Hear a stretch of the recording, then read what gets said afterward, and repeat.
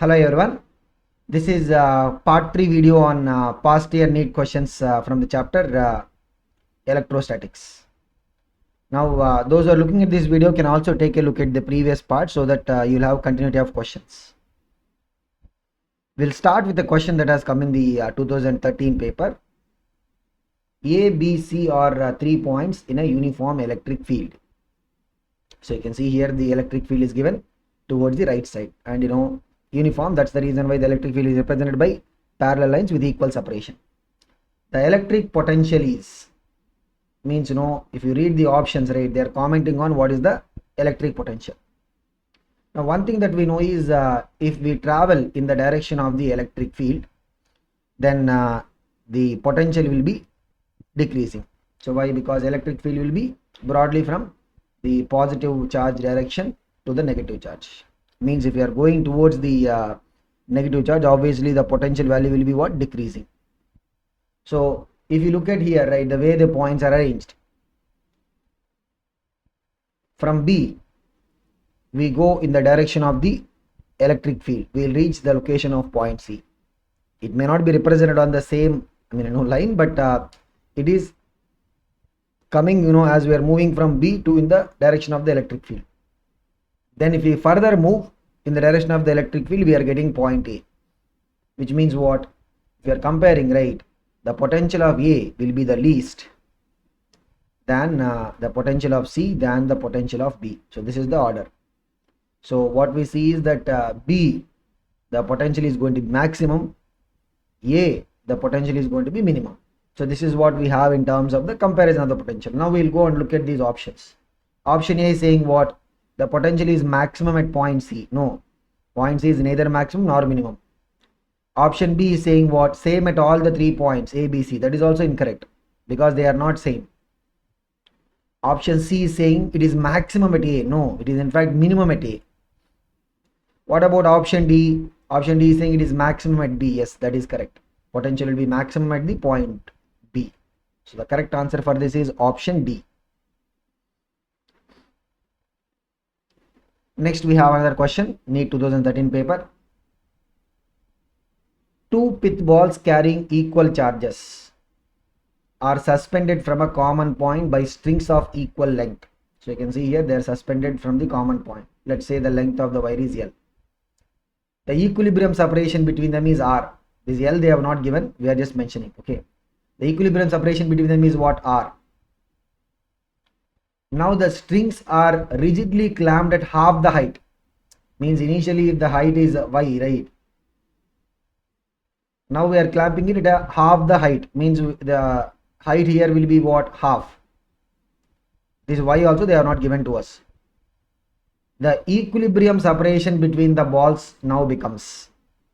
So what is actually happening? So if we keep these pit balls like this, what actually would happen is these balls, right, will be under the influence of multiple forces. So let us look at what are all the forces acting on. So look at this pit ball.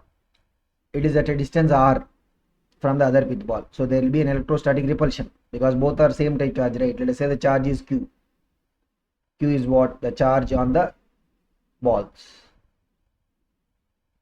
So this also they have not given. So in fact in this, right, the only thing that is given to us is what? R. That's the reason why the answer is also in terms of R only. Nothing should be coming in the final answer. And this pith ball will have a mass, right? So it will have weight acting on it.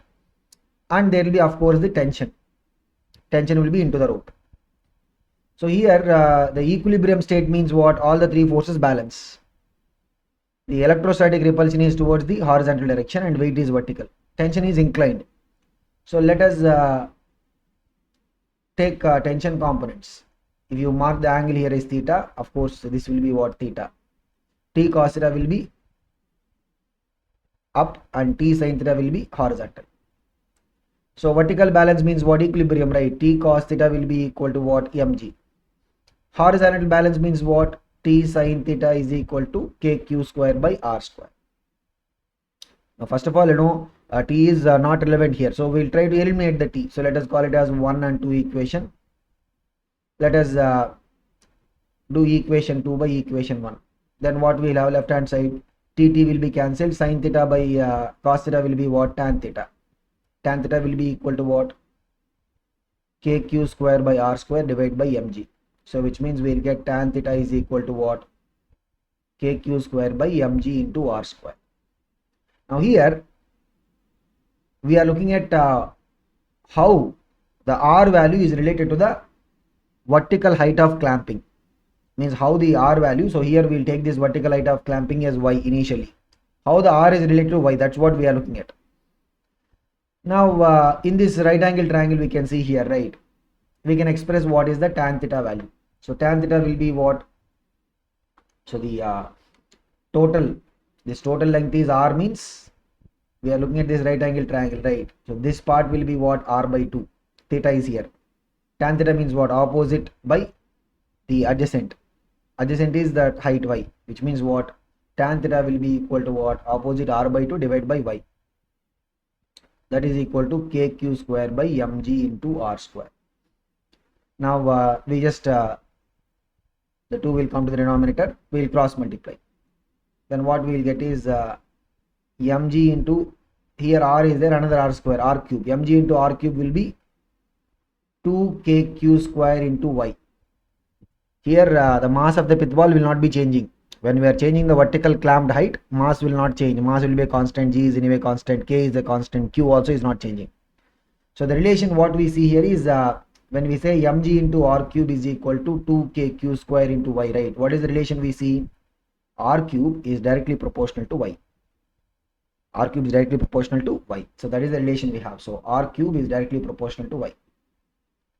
Means if we make this vertical height of clamping as y by 2, let us say the corresponding distance between the balls is R dash. Then what we'll have? R dash cube is proportional to y by 2.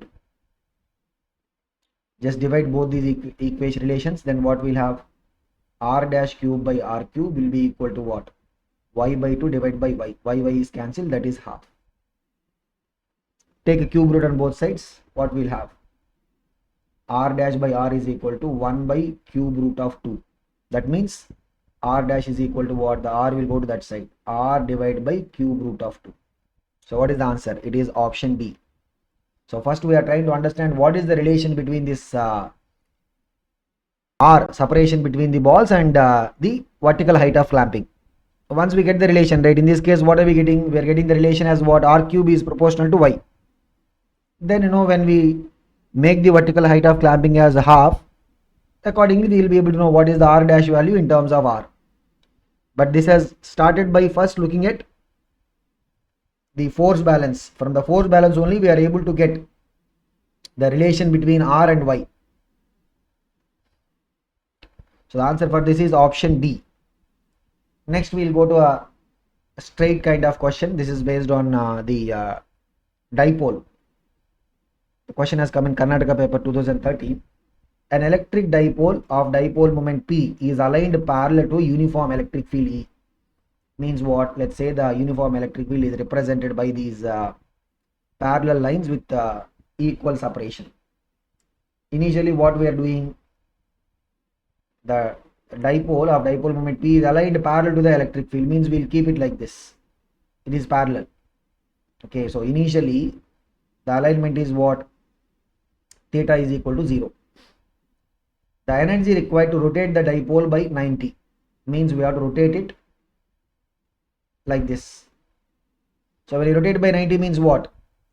The final state, what is the angle between the dipole moment and the electric field? It will be 90 degrees. They are asking what is the energy required to rotate. So here the assumption is, when they say just energy required to rotate in all these dipole problems, right, we assume that the dipole does not gain any kinetic energy.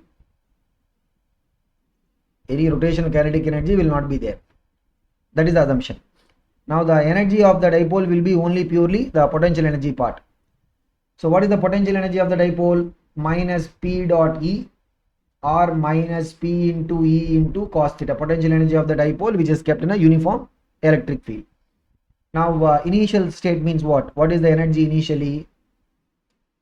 initial energy will be what? Theta is 0, means minus P into E into cos 0 is 1. Final energy will be what?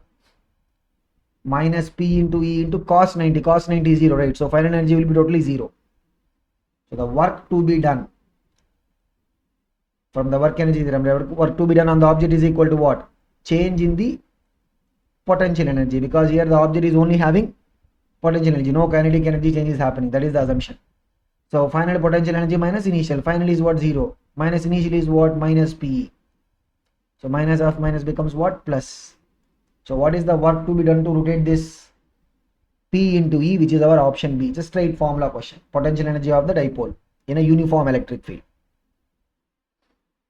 Next we have another interesting question. This has come in again, Karnataka paper 2013. A charge small q is placed at the center of the line joining two equal charges capital Q. So if we say that no, the two equal charges are at a separation R, exactly at the center we are keeping this small q. The system of these three charges will be in equilibrium if small q is equal to, means the condition that they are talking about is what? The system is in equilibrium. System means what? We have to consider the equilibrium of all the three charges. Now before we proceed on to the question, right, let us just understand the significance of the middle point.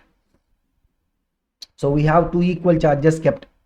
Middle point, right, both these charges will create electric field which will be equal in terms of value, opposite in terms of direction. So as a result, the net field at the midpoint will be what? 0. Which means whatever charge you keep at the midpoint, force acting on the charge will be what? 0. Why? Because the field here is 0 at the midpoint. Which means we are bringing a charge small q, right? Whatever be the small q value, since it is kept at the midpoint, right, the force acting on that will be what? 0. So there is no problem with that equilibrium of that small q charge. It is always going to be in equilibrium. Now what are we supposed to look at here? The equilibrium of the other charges, because they are saying not just the equilibrium of the small q charge, they are saying system equilibrium. Now look at one of these capital Q charge, right? Before we brought this small q, this capital Q will be repelled by the other capital Q, because like charges, right? What is that force? Kq square by r square. Now here in the force expression we are not putting modulus. Why? Because since they are like charges, even though it is a positive or negative, when you square it means what? It will overall become positive. That is the reason why we are not using modulus. Otherwise the force between two charged particles is what? K into modulus of q1 into modulus of q2 by r square, right? That is the Coulomb's formula. But if they are like charges means we need not have to put modulus. Like charges sign will always take care of itself. Okay, so this is the repulsive force which will be acting on this q towards the right side. Now this has to be equilibrium, means what? This should experience another force which will balance, means the other force should be coming because of the small q, right? So small q should be attracting this capital Q. Small q should be attracting the capital Q. Means what? The first conclusion, small q should be opposite nature. So when it will attract capital Q, it will be opposite nature, then only it will attract. By this conclusion, right, we can say clearly B and D cannot be the answers. Why? Because they are saying small q is equal to capital Q by 4 or capital Q by 2. They should be opposite nature, right? Means minus should come. So B and D cannot be the answers clearly. Now we will look at what about the force acting on the capital Q because of the small q. So look at what is the separation between them, r by 2. So force will be what? K into modulus of small q into capital Q divided by r by 2 the square, because separation between them is what? R by 2. So r by 2 square means what? R square by 4, right? 4 will go to the numerator. 4 times modulus of small q into the capital Q divided by r square. So this is what is the force magnitude. Now equilibrium means what? These two forces should be one opposite direction and magnitudes must be same. Means what? 4 times K mod small q into capital Q by r square is equal to what? K capital Q by r square. R square is cancelled. K is cancelled, 1Q will be cancelled. We'll have what? 4 mod small q is equal to capital Q by 4. Now this means we'll have two possibilities, right? Either plus Q by 4 or minus Q by 4. But already we made the conclusion. What is it? The small q should be opposite nature. Means what? It should be minus. So what is the answer for this? Option A. Now we'll have a doubt. We have checked that the equilibrium of only, let us call it as 1. The capital Q name numbered as 1. What about the capital Q numbered as 2? Because they both are identical. This capital Q numbered as 2 will also experience the same repulsion force. And if we fit small q is equal to minus capital Q by 4, right? It will experience attractive force. So that they will balance. They are identical. Both these capital Q charges are what? Identical. So that is the reason why we are only focusing on one of them. If one of them the equilibrium is met, means other also will be automatically in equilibrium because of the symmetry. Next we have another formula type of question on the electric dipole. This has come in the 2012 paper. An electric dipole of moment P is placed in electric field of intensity E. So this dipole is kept in an electric field of intensity E.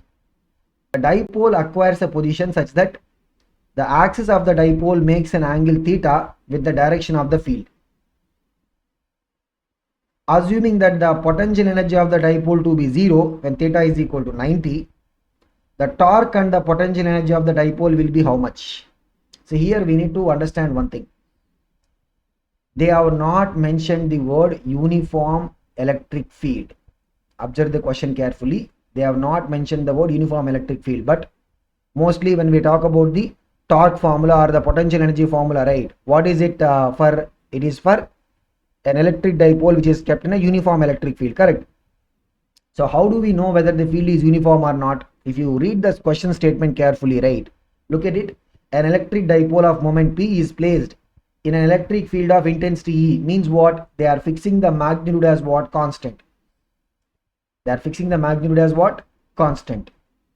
The same time, the dipole acquires a position such that the axis of the dipole makes an angle theta with the direction of the field. Means they are fixing the direction of the field also constant. Which means what? If you fix the magnitude constant and the direction constant, what is it basically? It is the uniform electric field. Okay, so though they did not use the word exactly uniform, the way they have framed the question indicates what? This is the uniform electric field. Now the dipole is kept. So this is the dipole is kept such that it makes an angle theta with the field. They are asking what is the torque. So torque is what? Torque will be P cross E. Torque magnitude will be what? P into E into sine theta. Now potential energy in the derivation also, right? We take the reference as what? Reference will be taken as theta is equal to 90, where the potential energy is taken as what? 0. In fact, that is what they are mentioning here also. The standard reference state we take in the derivation is what? The theta is equal to 90 position, where we assume the potential energy to be 0. That is what they have mentioned. So they are not making any difference here. The potential energy in any other arrangement will be what? Minus P dot E, which is equal to minus PE into cos theta. So that is the potential energy value in any general arrangement. Like in this case, theta means the corresponding potential energy will be what? Minus PE cos theta. So that's it. So what is the correct answer? Torque will be PE sin theta and potential energy will be minus PE cos theta. Don't get confused by this information, because this is the reference state. Because potential energy, when we are doing the derivation, right, always we have to consider the reference state. The reference state potential energy for the dipole is taken as what? Theta is equal to 90. That is what we will do in the derivation also. The same thing they have mentioned here. That's it. Next we have a question based on the electric potential. This has come in the 2012 paper. 4-point charges minus capital Q, minus small q, 2 small q, 2 capital Q are placed one at each corner of the square. So when they give it like this, means we'll try to keep them in the order. The relation between capital Q and small q, for which the potential at the center of the square is 0. Means what they're asking? They're asking, the relation between capital Q and small q, so that the potential at the center is what? 0. Now we'll just try to represent. So this is minus capital Q minus small q, 2 small q, 2 capital Q. So generally when I give like this, we will try to represent them in an order. They did not give information about the square in terms of the dimensions. So let us consider the side length is what? A. A is what? Side length. Then we are supposed to find the condition between capital Q and small q such that the potential at the center of the square is 0. See, each of the 4 charges will develop a potential at the center. So we will have potential due to minus capital Q, potential due to minus small q, potential due to 2 small q, potential due to 2 capital Q. All of them will develop a potential. Overall potential means what? It will be the sum. It will be what? Sum. Why? Because potential is a scalar quantity. We'll just have to add all these 4 potential values and simply equate it to what? 0. From there we will be able to get the condition. Okay. So here to get the potential, we should know what is the distance from corner to the center. If the side length is A, then what about the diagonal in a square? What will be the diagonal? Root 2a. Diagonal means, from here to here. Distance from corner to center is what? Half the diagonal. So half the diagonal means what? Root 2a divided by 2. That will be equal to what? A by root 2. But you see one thing, for all the 4 corners the distance will be same. So maybe we can just take it as a by root 2, or we can put it as like one more value. We can say it is x. Distance from corner to center is what? X. Anyway, that x value will not be coming in the final answer. The x value will not be coming in the final answer. Okay. So here we will go with the assumption. Why taking this a by root 2 little complicated? We will say what? Distance from corner to center of the square is what? X. All the 4 sides it will be what? Same x. And we know this x value will be a by root 2 in terms of the relation with the side length. Okay. So look at what is the potential because of the minus capital Q, K into minus capital Q by X. Because we are using the formula, potential due to a charge is what? KQ by R. Potential due to minus small q is what? K into minus small q by X. Then potential due to 2 small q is what? K into 2 small q by X. Potential due to 2 capital Q is what? K into 2 capital Q by X. You have to add both, all of them, right? See, this is the minus KQ by X. This is 2KQ by X. When you add means what will be remaining? K capital Q by X will be remaining. Here minus K small q by X, 2K small q by X. When you add both of them means what will be remaining? So when you add all the 4 potentials, right, we'll have this. K capital Q by X plus K small q by X. This has to be 0. That is the condition. Potential in the center should be 0. Means what? Take K by X common out. K and X are what? Parameters. They will not be 0. Means what? Capital Q plus small q must be 0, which means what? Capital Q must be equal to minus small q. That is the condition. What is the condition? Capital Q should be equal to what? Minus small q. So if that condition is there means at the center of the square potential is going to be what? 0.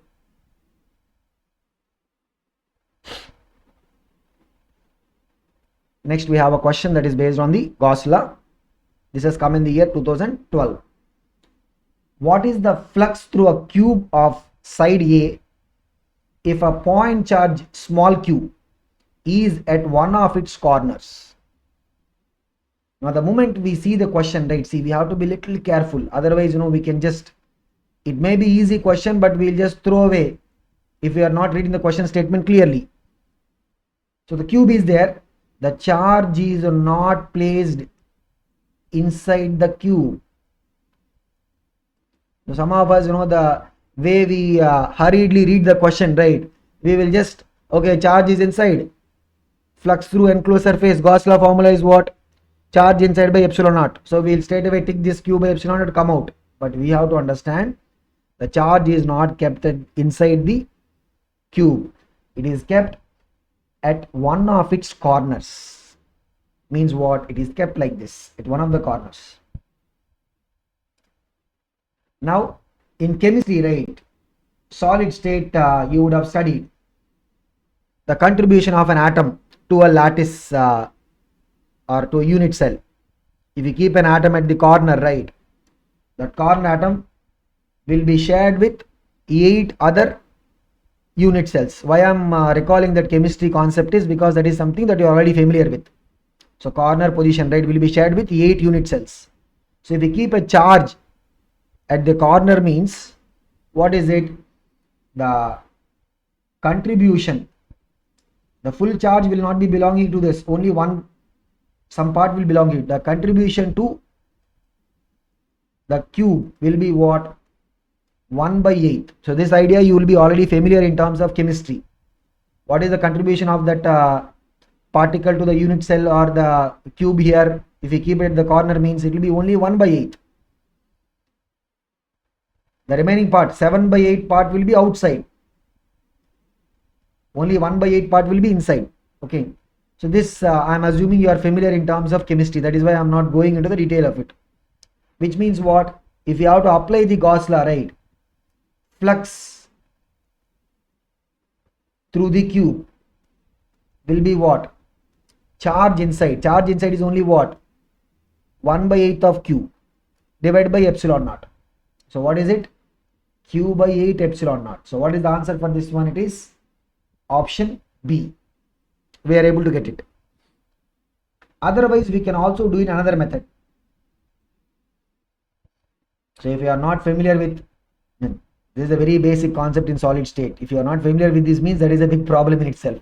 But assuming you are not familiar with this, how do we solve the problem? Purely based on the physics knowledge.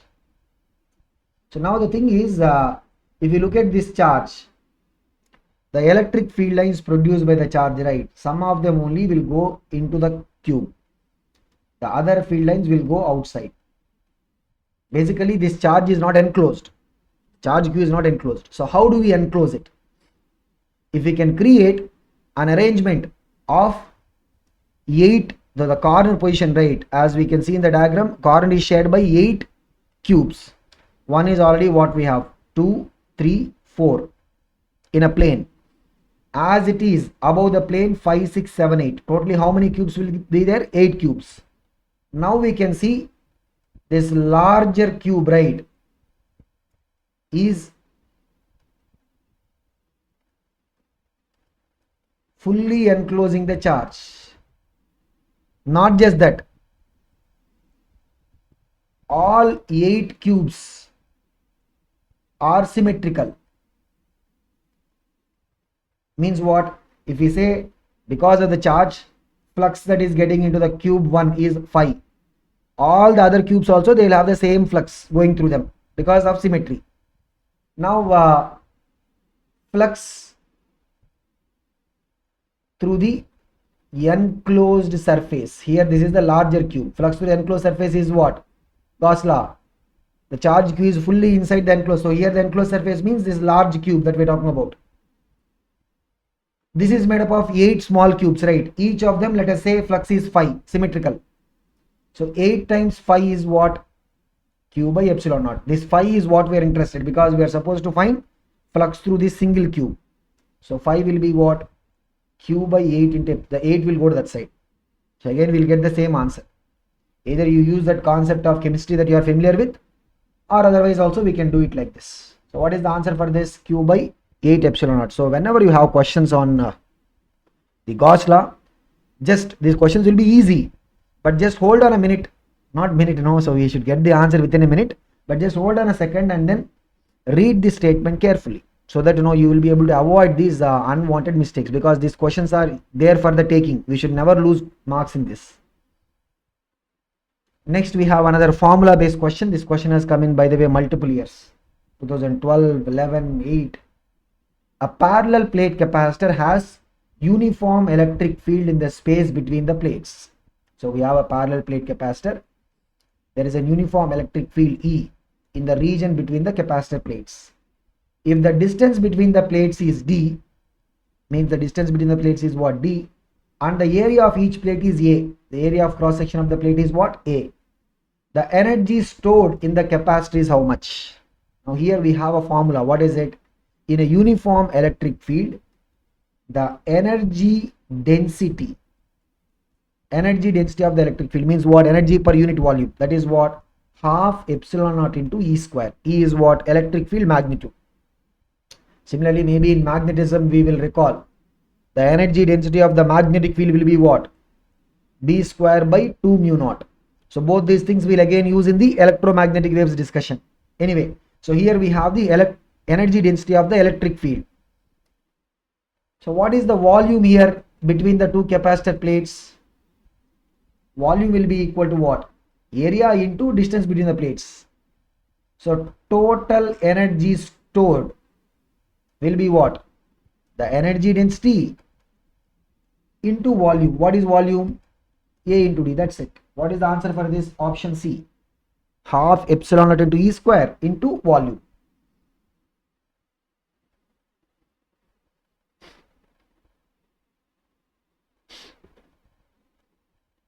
Next we have a question that has come in the mains paper 2012. Two metallic spheres. Metallic spheres means what? These are what? Conducting spheres of radius 1 centimeter and 3 centimeter are given charges minus 1 into 10 power minus 2 and 5 in 10 power minus 2 means what? We have a, this is a 1 centimeter and there is another 3 centimeter.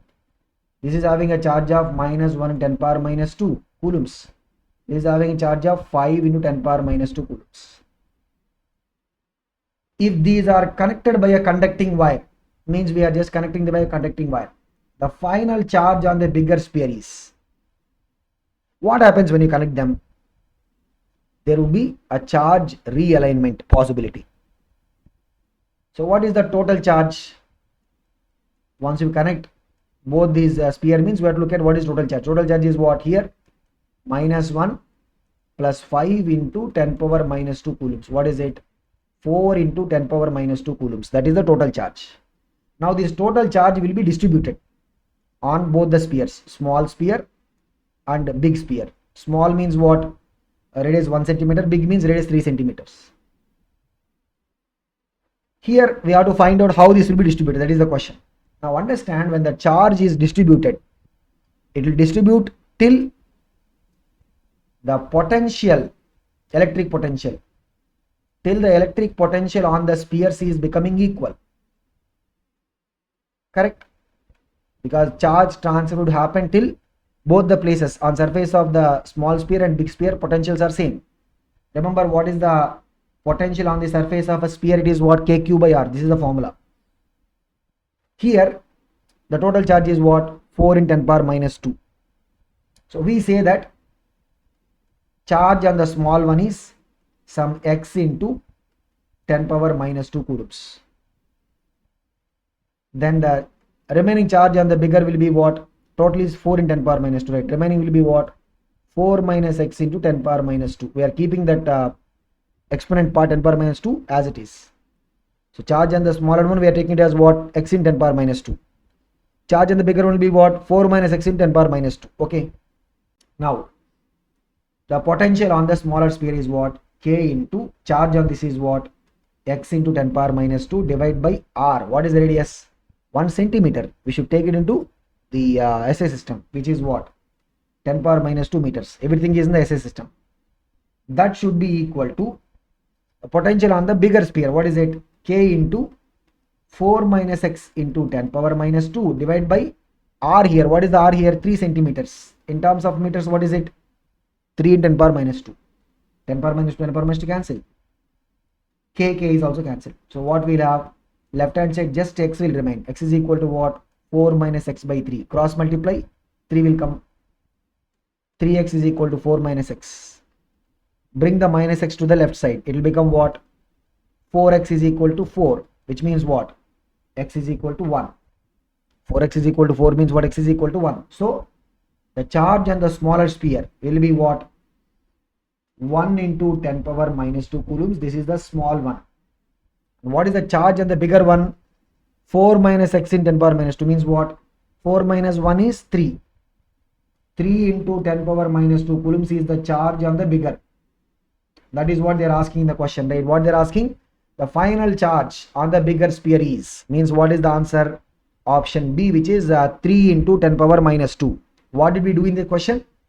We just looked at what is the total charge, and then once the rearrangement is happening, we did the rearrangement by using some variable x. Once the rearrangement is happening, the final potential on both the spheres must be same. Till then the rearrangement will keep happening. Next we have another Gauss law based question. This has come in the 2011. A charge Q is enclosed by a Gaussian spherical surface of radius r. Means we have a charge Q, we are enclosing it with a spherical Gaussian surface of radius r. If the radius is doubled, means the radius of the Gaussian surface they are saying is doubled, then the outward electric flux will increase, decrease, or by how much times? That is the question. So here observe one thing, right? Initially this charge will produce the electric field lines that will go through the Gaussian surface. Flux, the initial value, right, will be equal to what? Is the Gaussian surface. What is the charge enclosed? Q. Charge enclosed divided by epsilon naught. Now what they are saying, the radius is basically doubled. Doubled means, so take 2r and draw the Gaussian surface. Diagram might not look like a sphere, but this is what the spherical surface. Now here in the second case, right, we have to find what is the flux. What is the flux in the second case or the final case? Now what is the charge enclosed? Charge enclosed is not changing, right? Because now also the Gaussian surface radius is increased, but the charge inside is same Q only, right? Which means what? Now also what will be the flux? Q by epsilon naught. How we will think about it, because flux represents what? It represents or quantifies the number of field lines either entering or leaving, right? Positive flux means leaving. So you see here, if say from this charge some 1 lakh field lines, is just a number, 1 lakh field lines are coming. They will go through the surface 1, which is the initial Gaussian surface. Now same 1 lakh field lines are going to go through the surface 2 also. That is our final Gaussian surface. No change is going to happen, right? No more field lines are extra created or no more field lines are destroyed. Which means what? Though we change the Gaussian surface, the flux value will remain the same. Why? Because charge enclosed is same. So what is the answer for this? Flux, right, is going to remain the same. It is not going to increase, it is not going to decrease. So this is about this part video, and we'll see in the next part.